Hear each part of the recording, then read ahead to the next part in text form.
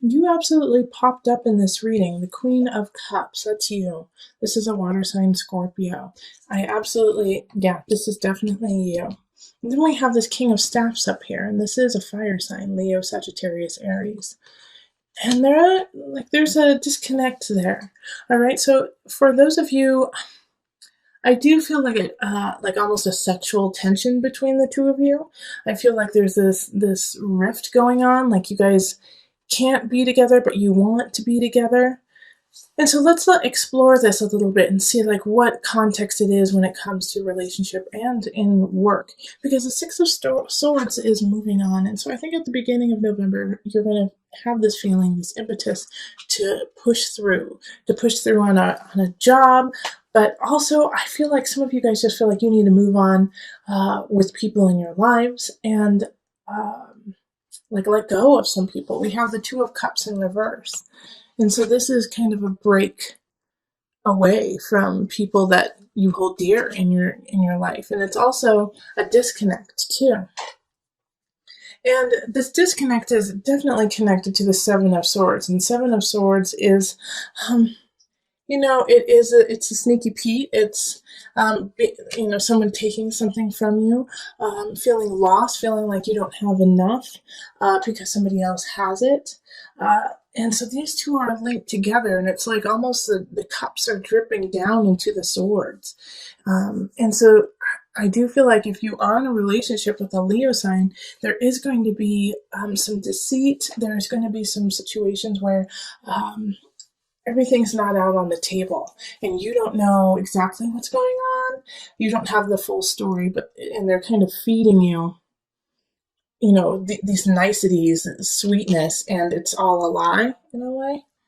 And so what you're going to have to really do is dig deep, Scorpio, which is easy for you because you're coming into your own judgment. You've got to use what you know.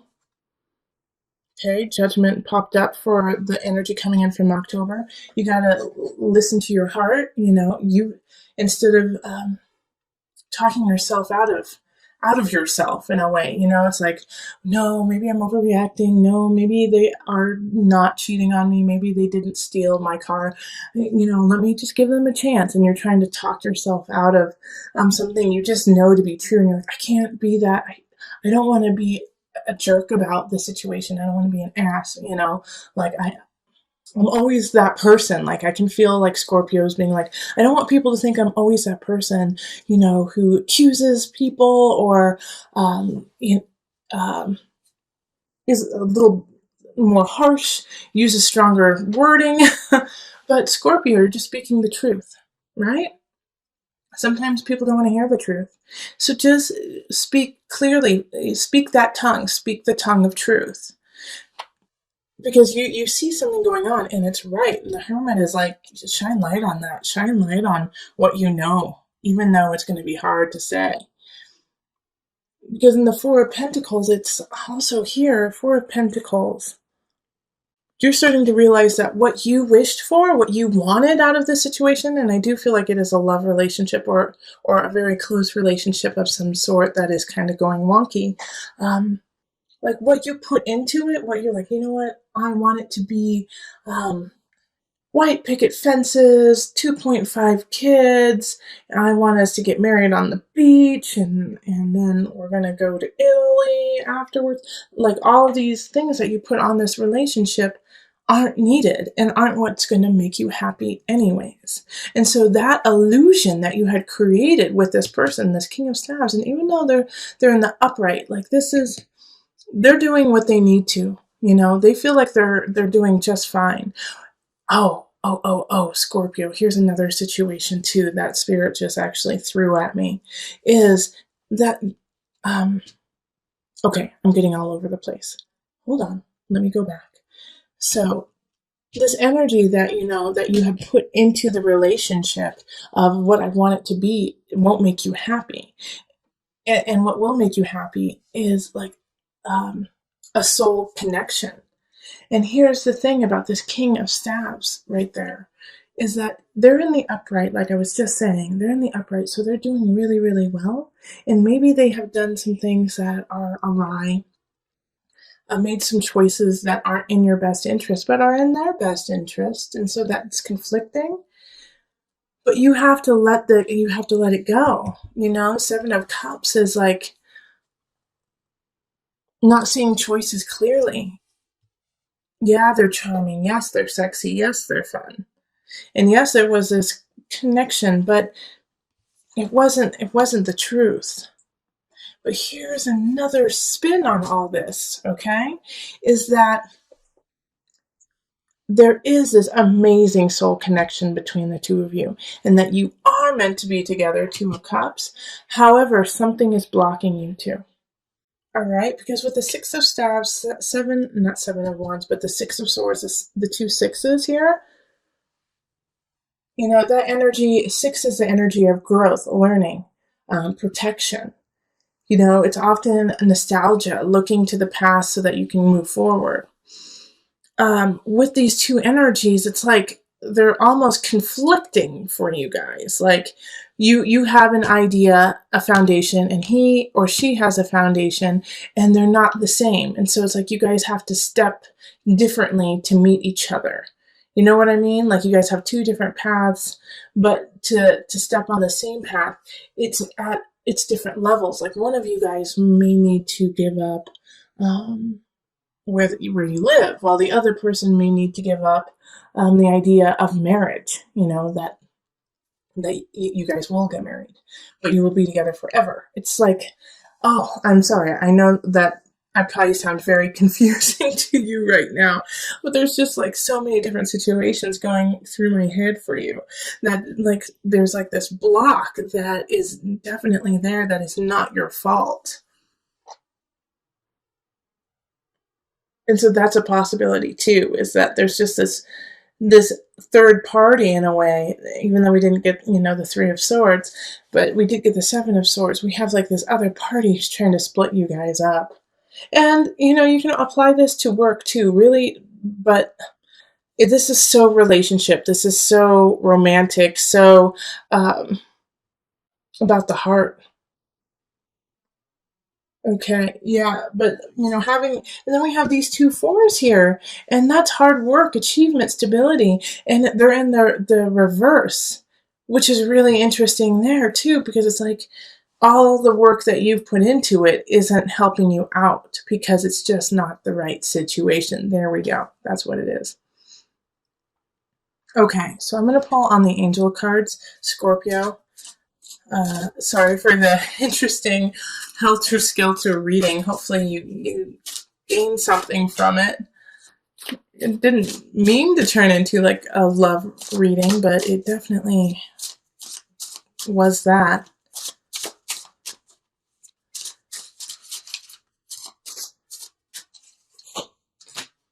Okay, River, Surrender. Another sign got this. I'm not sure which one, but another sign did get this. Surrender. And I didn't read the book for them because it just didn't feel like that sign needed it, but I am going to read it for you because I'm getting called to, that there's something in there that you guys need to hear. Now, these cards are actually based on mothers, but that's why I love it, is that we all nurture and we all have a mother within, so come at it from that perspective. All mothers are well versed in going with the flow. Do you bend or do you break? For some, flexibility may come easily. It is a practice in shape-shifting. For others, it can feel like a relentless assault on one's sense of self. If you have chosen River, take stock of your relationship to the laws of surrender. River symbolizes the journey of life, from her birth as a mountain stream until she merges once again with the ocean. River sings a timeless story of movement and change. All right, so I'm going to read just a little blurb, another thing. River's wisdom says to follow the path of least resistance. She flows over rocks and around mountains. She takes the shape of each new landscape she enters, but over time, she also shapes the land. Okay, so that's so... Okay, yeah. Six of Swords is like, let's move on, Scorpio. This relationship is stagnant and you are no longer growing and perpetuating yourself in it. So step back, find your light, understand that there are other energies that you don't know the whole truth about, which are actually not working in your favor. And so you have to gleam the light on that hermit, go into the details, show the light in the dark, to figure out what steps you need to take next, because what you have been working on is not working. So go with the flow, see what happens, and then from there, let your heart shine and guide you down the river. So with the Five of Chalices here, it's, time to let go of what has already happened, that you can't change the past. You can't change the immediate past. You have to step up to it and own your situation, own your space in the situation. Five of Chalices is saying stop looking at the negative aspects of something going awry, of losing something, but realize what you have remaining and what you have to work with, that you have plenty to work with. So make sure that you lament, you mourn the loss of something, absolutely. But then you turn around and you see what you have left and fill yourself with gratitude. Because we do have arguments happening that second half of October, the second half of November. All right. So Five of Wands is talking of fights within relationship, fights within family. For us in the States, this is the energy of Thanksgiving, like meeting with your family. Maybe your family has completely different political views than you do, and you guys start to kind of pick at each other, and it turns into like a full-blown argument, fight before the turkey has even hit the table. So make sure that you are taking stock of where you are before actually starting that fight, picking that fight with somebody else, and just start to really think about, will I really regret this tomorrow if I pick this fight with somebody I love? Will I turn into the Five of Chalices and go, oh gosh, why did I do that yesterday, when I love this person and it's not even worth fighting over, Or it could be the opposite too. It could be, oh my gosh, why didn't I stand up for myself? Why didn't I, say, gosh, what you're saying is totally wrong and I don't appreciate it and I find it disrespectful. Why didn't I say that? So the Five of Wands is like, pick your battles, choose your battles wisely, because all the battles that you are about to have a meaning and will affect you in the future, and will affect how the other person deals with fights and arguments with you in the future. So pick them wisely. And we have the King of Wands popping up, and they popped up in your November reading too. And this is, a Leo, Sagittarius, Aries. They're still here. And so the connection though, this is with work. So, go back to the November reading after watching this, because I'm going to add on to it right now. The King of Wands energy, like I was saying in the November reading, often has that feeling of relationship for you, has a feeling of love with you. And I think it has to do, it's somebody from work, now that it's coming up in, career work area, that this is somebody that you meet through work, or somebody that you are going to grow your work with. All right. So this is a very important person in your life, especially since they popped up twice now. Okay. So in the November reading, and then again now. So this fire sign has a lot of potential to, create a future with you. And the reason why I say that is the Nine of Chalices right next to it. This is abundance, this is happiness, and this is in the sign of abundance, Scorpio. So Nine of Chalices is feeling really content and happy with how things are in some regards, and with abundance, it could be, financial abundance, it could be emotional abundance, it could be your personal abundance, how you feel about yourself. But there's some aspects in your life that are going really, really well, and it doesn't come without all the work you have already put into it. And the King of Wands sees that. And I think this is why these fights are so frustrating to you when it comes to family and when it comes to relationship in some regards.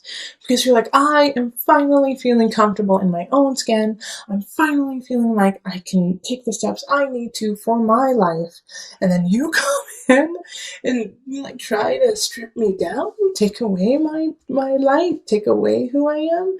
No. And so this is like why the fight I think is actually happening is it's like, for most of you, it will be, I need to stand up for what I have because I'm so grateful to be who I am. Yeah. And the Ten of Swords. This is like, this is power. Power, baby. This is power, Scorpio. Because this is in the mind, body, soul connection. So this is a rebirth. You have to let go of an aspect of yourself. And I really feel like it has to do with what I just said. Is that you're like, no, I am coming into my own. And you may not like it. You may not find it comfortable. But I'm not here to make you comfortable. I'm here to live my truth. And if you find that uncomfortable, then that is a personal problem, not mine. Right, Scorpio? This is where we need to be. And if you're not there, we got to work to get there. And there's a fire sign who has your back. Yeah, Ten of Swords is powerful in mind, body, soul connection. You're releasing some of your own self-doubts, your own worries, so you can come up into your light, shining brightly. That is so awesome. I am going to put a little disclaimer with this because it is the Ten of Swords. Change and growth, they call it growing pains for a reason.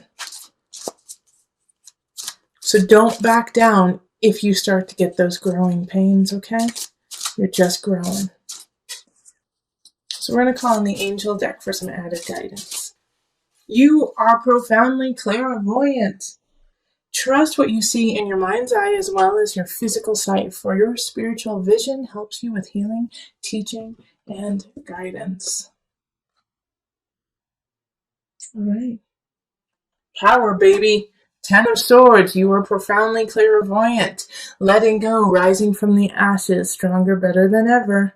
Listen to your intuition. Listen to your heart, and the body will follow.